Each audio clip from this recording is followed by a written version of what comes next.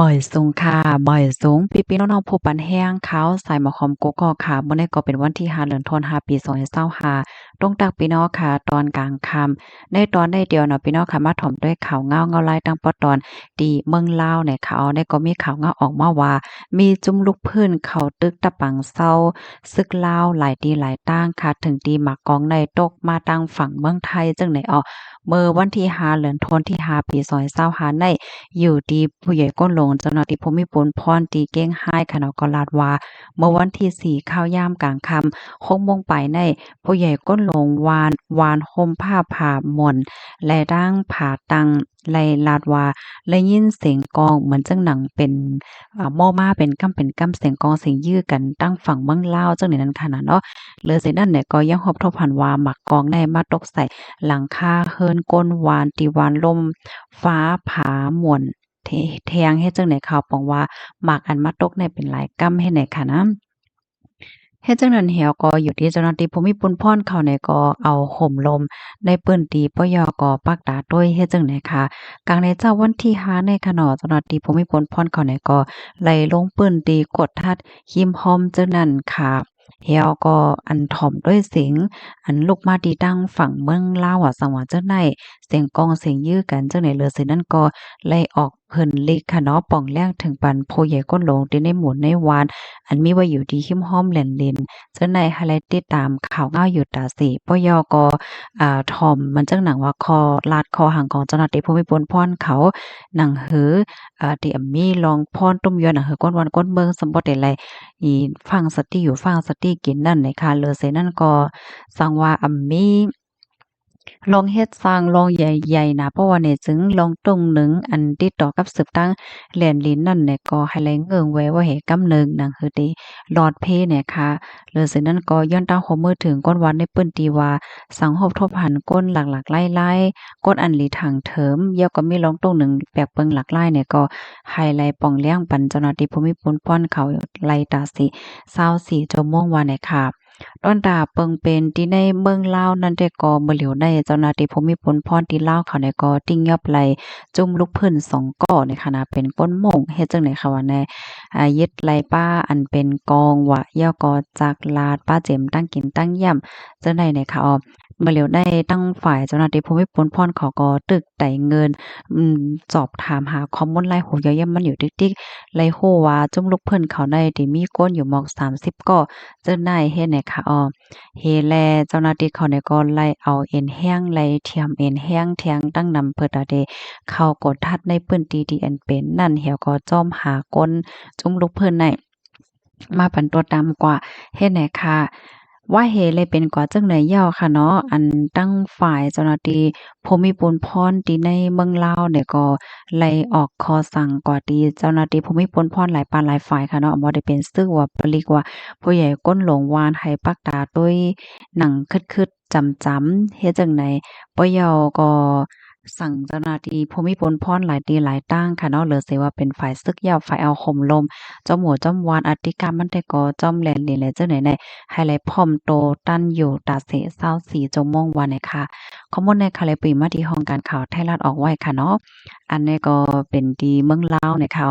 หลายก็หันข่าวเงาอันนี้ก็ตกใจเหมือนกันค่ะเนาะปยก็ว่า โอ้ที่เมืองลาวก็มีจุมลูกเพิ่นอยู่5นี่น่ะเนาะลองตั้งหลายโหย่อยๆมันเตสืบเป็นฮือกว่าในแต่ก็เฮาค่ะนี่ก็ไปด้วยกว่าเที่ยงค่ะนะพี่น้องค่ะมันก็ได้มีความถามว่าเป็นตีไลเนี่ยอันนี้ก็มันอยู่ที่ทางฝั่งลาวแหวก็ต่อหน้ากันดั้งที่จะเว้งแก่นค่ะเนาะแต่ยานไกลม2กิโลเมตรมอกกะนั่นนั่นแหละค่ะ กับในเฮาค่ะที่อ่อนเอาพี่น้องค่ะมาถ่อมด้วยข่าวเงาเปิงเป็นที่ในเมืองใต้อีกหนึ่งเนาะจุ่มจับเหียนเมื่อเร็วได้จุ่มหยอกเหรียญแน่อำไปหมดอำไปเซงค่ะนะยังตึกมีอยู่เฮ็ดไหนค่ะเนาะหันเย็นกว่ากับหนึ่งก้อยเนี่ยค่ะนะอันนี้ก็สำเปาว่ามีข่าวเงาออกมาเที่ยงยาวเนี่ยค่ะจุ่มจับแผ่นเขาได้ตึกโต่งหนึ่งอยู่เศร้าในจะเว้งไล่คาเนี่ยค่ะเมื่อวันที่30เดือนธันวาคมที่4ปี2025นั่นค่ะเลยฮู้ว่าก้นวานเขาไล่กว่าเพียวแปดอองดี อยู่เศร้าจะผ่านดีหนึ่งได้จะเว้งไล่ขาสีแข่เจ้านั้นแต่ก็เลยค่ายไปกว่าเทียงดีใหม่ย่าว่าจังไหน ก้นเปิ้นตีก้นหนึ่งลาตีเงาหางเสียงได้ว่าเมื่อวันที่30เดือนธันวาคมปี2025นั่นเข้าไปกว่าค่ะอองตีมันได้ก็เต็มอยู่2ตีตีหนึ่งได้เขาเติกไปใหม่ๆก้วยไปกว่าเมื่อวันที่30เดือนธันวาคมปี2025เป็นตีฝ่ายจ้านวานผาหวังฝ่ายตกหนองกึนฝ่ายออกลอยห้างกลางแลวานจะไล่ข่มเนี่ยจะเว้งไล่ขาเมืองใต้ปอดจ้านเนี่ยค่ะเที่ยงตีหนึ่งซ้ำเข้าไปหึงเหย้าเจอเขานั่นซ้ำไหนลูกดีวานป่างเสียวก็ค่ายกว่าอยู่ดีวานใหม่นองกึนน้องตะแววานทีมันเตเป็นตีหิมเกียงวานเขิงเมอกูปอกหิมจำนำโฮแขฝ่ายจ้านวานผาหวังว่ายนั่นเหย้าไหนขึ้นค่ายมาอยู่เทียงดีฝ่ายจ้านจะไล่ร้อยฝ่ายออกวานผาหวงค่ะดีนั้นได้ก็เขาอยู่แลงาวันก้วยขึ้นค่ายกว่าเทียงตีหนึ่งเหย้าก็เพราะว่าเขาได้ยินข่าวซึกมานเตเขาทัดจ้อมนั่นในเสียวแลเขาแนดค่ายดีเขาค่ะอองดีเขาอยู่ได้ก็อ่ำใจเปิงตายเขาได้อยู่หมอก1เดือน2เดือนเสียวก็ค่ายกว่าติ๊กๆเฮ็ดจังได๋ค่ะก้นเมืองเปิ้นตีเที่ยงก็หนึ่งก็ลัดนี่ว่าที่เขาเหตุการณ์ไหนเตตั้งไว้จากไฟลงก่อนจังไหนค่ะฝ่ายเอาห่มลมเขาได้ก็ได้มีอยู่3จั้น3ทาบจั้นในสุดอันไปหิมตีเขาอยู่กำซื้อนั่นได้ก็เป็นซึกว่ากำเหลียวยาวขาเทียงจั้นหมาย2ซ้ำได้เป็นซึกปิดุจิตวานปาง758อันเอาห่มลมจั้นนอกสุดซ้ำเป็นซึกโคเขียวค่ะว่าจังไหน ปยกก้นอันไลถูกเด็กเต็งห้องมาเฮ็ดเป็นก้นหยอกเหรียญเงินออนไลน์กำนำได้เป็นแขเวียดนามลาวและเตมีต่างเจ้าเคอเทียงจื้อเขานั่นไหนเตไลเหรียญเงินนกเมืองเขา1วันไหลใน1ปักเสียนสังว่าอำแลนไหนยาป้อทบเสียงห้องเสียงไห้เขาซำป้อปั้นลงไว้เพราะว่าเขาปลายกว่าไหน จอมเจออองตีเขาอยู่นั่นเตมักมือซัมป้อเป็นยุกยากลงกว่าโกดีเฮ็ดให้สิ่งแวดล้อมโวยหังโลกก้อยหนะว่าไหนไลฮู้ว่าสั่งเป็นจุ้มแขจะแผนมาทางเศร้าไว้ดีไหลก็เขาเตจางก้นหวานหิมห้อมนั่นกว่าไปย่ามปั่นแทงเส